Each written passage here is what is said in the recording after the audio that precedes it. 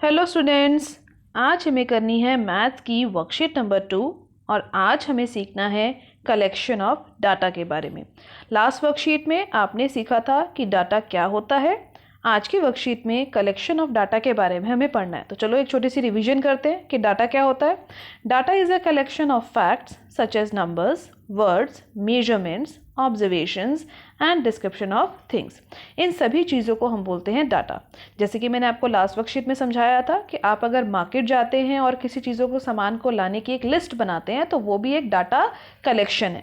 इसी तरीके की चीज़ें हम अपनी डेली लाइफ में भी कर सकते हैं। जैसे कि if we want to know hobbies of our friend, their marks in a subject, their favorite dress, their favorite game, or in which month their birthday falls, then we can collect data for the specific information regarding our need. अगर हम इनमें से कोई भी चीज़ जानना चाहते हैं अपने फ्रेंड्स के बारे में तो हमें उनका नाम लिखना पड़ेगा और उनके नाम के आगे उस कलेक्शन को, उस डाटा को कलेक्ट करके हमें लिखना पड़ेगा, जैसे कि आज की वर्कशीट में हमें दिया गया है। तो आज की वर्कशीट में बेटा इसी तरीके का कलेक्शन ऑफ डाटा की एक छोटी सी एक्टिविटी हमें दी गई है जो आप सभी बच्चे अपनी कॉपी में करेंगे। तो चलो समझ लेते हैं क्या है ये आज की activity. Communicate with your friends, अपने फ्रेंड्स से, रिलेटिव से और फैमिली मेम्बर्स से आपको बात करनी है एंड आपको ये जानना है कि उनका बर्थडे मंथ कौन सा है। आपको कम से कम 15 अपने फ्रेंड्स या फिर रिलेटिव या फैमिली मेम्बर्स ऐसे पिक करने हैं, उनके बर्थडे मंथ को जानना है और फिर जितने पर्सन जनवरी में बॉर्न करते हैं उतने नंबर यहाँ लिख देना है। जैसे आपके मान लीजिए 2 फ्रेंड ऐसे हैं जिनका बर्थडे जनवरी में आता है तो आप जनवरी के आगे 2 लिख देंगे। आपके 3 ऐसे फ्रेंड हैं जिनका बर्थडे फरवरी में आता है तो आप 3 लिख देंगे। आपके 2 ऐसे रिलेटिव्स हैं आपके घर में जिनका बर्थडे मार्च में आता है तो आप मार्च का आगे 2 लिख देंगे। इसी तरीके से इस टेबल को कंप्लीट करेंगे और कम से कम आप अपने 15 फ्रेंड्स या फिर 15 रिलेटिव या 15 फैमिली मेम्बर्स को कि जो डाटा है उसको इस तरीके से कलेक्ट करके इस टेबल में लिखेंगे। तो इस तरीके से बेटा हमारा एक पूरा डाटा कलेक्ट हो जाएगा मंथ के लिए और कितने पर्सन्स का बर्थडे उस मंथ में आता है उसके लिए। तो this is called data collection.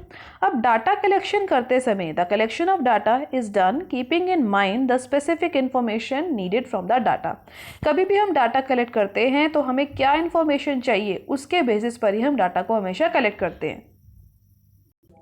जैसे हमने अभी डाटा कलेक्ट किया तो इस डाटा से हमें क्या पता चलेगा कि कौन से मंथ में हमारे कितने फ्रेंड्स का बर्थडे आता है। इसी को ध्यान में रखते हुए हमने डाटा कलेक्ट किया था।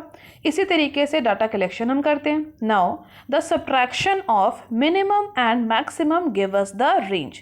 जो भी डाटा हम कलेक्ट करते हैं उस डाटा के लिए हम रेंज फाइंड कर सकते हैं जो कि क्या होती है, मिनिमम नंबर और मैक्सिमम नंबर को माइनस करके जो हमें मिलती है।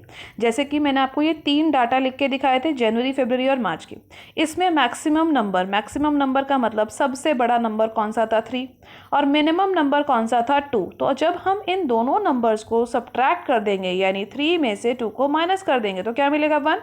यही 1 हमारी क्या बन जाएगा, रेंज। अब हम करते हैं आगे की वर्कशीट को। सो व्हाट वी कंक्लूडेड, क्या हमने सीखा आज का फॉर्मूला, रेंज का फॉर्मूला। रेंज कैसे निकाली जाती है, मैक्सिमम वैल्यू में से मिनिमम वैल्यू को जब हम माइनस कर देते हैं तो हमें मिलती है रेंज। अब इसके बाद हमें आज की वर्कशीट के लेट्स प्रैक्टिस क्वेश्चंस को करना है। तो चलो स्टार्ट करते हैं इन क्वेश्चंस को। पहला क्वेश्चन हमारे पास क्या है, the height of 10 girls were measured in centimeter and the result are as follows. यानी 10 लड़कियों की हाइट को मेजर करा गया सेंटीमीटर में और वो यहाँ पे लिख दी गई, यानी डाटा पहले से कलेक्ट करके हमें दिया गया है। Now what is the height of the tallest girl, यानी सबसे बड़ी गर्ल की क्या हाइट है। तो इन सभी नंबर्स को देखते हुए हमें पहचानना है कि सबसे बड़ी हाइट कौन सी है। देखो 135, 150, 139, 128, 151, 132, 146, 149, 143, 141। इन सभी नंबर्स में से हमें सबसे बड़ा नंबर पिक करना है। तो कौन सा है सबसे बड़ा नंबर, 151। तो हम लिख देंगे सबसे बड़ी जो गर्ल है उसकी हाइट कितनी है, 151 सेंटीमीटर।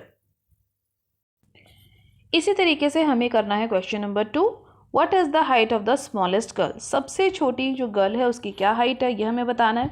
तो सारे नंबर्स आपके पास लिखे हुए हैं। सबसे छोटा नंबर आप क्या देख पा रहे हैं, 128। तो हम लिख देंगे the height of the smallest girl is 128 centimetre.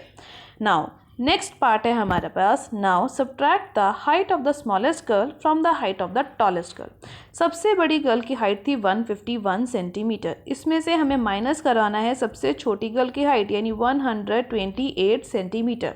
तो सबसे बड़े डाटा में से जब सबसे छोटा डाटा हम माइनस करा रहे हैं तो हमारे पास आंसर कितना आ रहा है, 23 सेंटीमीटर।